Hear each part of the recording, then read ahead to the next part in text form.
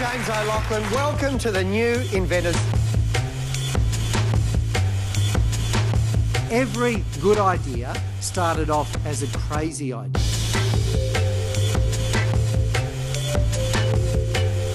You know that thing you had on your show the other day? I thought of that 10 years ago. And I go, really? And what did you do when you had the idea? And they go, We're not thinking every day and really applying the full creative force of our brains to problems and opportunities in our business. I would suggest we're not doing our job properly. The solution to almost all our problems is between our ears.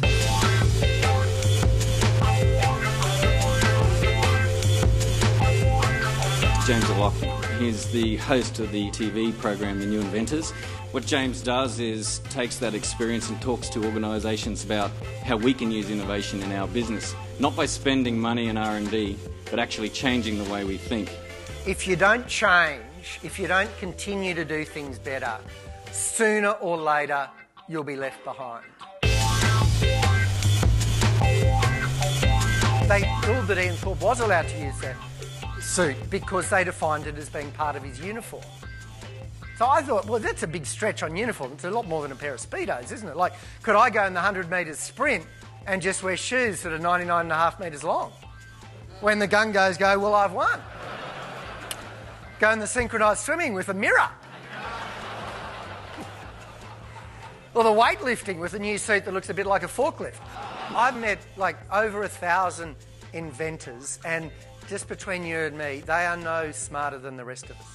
But what inventors do have is a willingness to think and a willingness to value their ideas.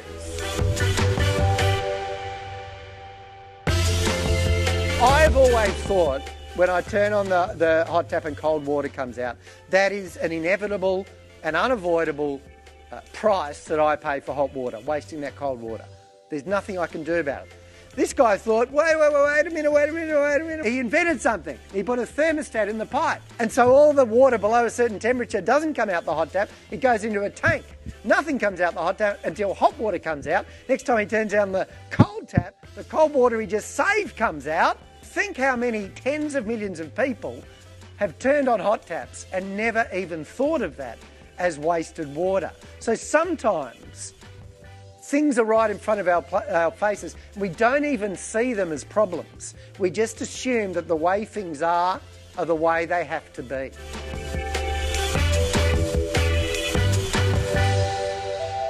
The way to have a good idea is to have lots of ideas. I always think if they're like balloons, you should blow them up as big as they're going to get before you judge them. It's really easy to judge an unformed idea, and all you do by judging them prematurely is destroy the confidence of people who've had them and possibly miss out on something good. You've got to harvest the ideas of your people because no one knows your organisation like your people. And if you listen to 20 ideas and 19 of them are terrible, but one of them is something that solves a problem or creates an opportunity for you, then listening to all 20 is something that's a very beneficial use of time.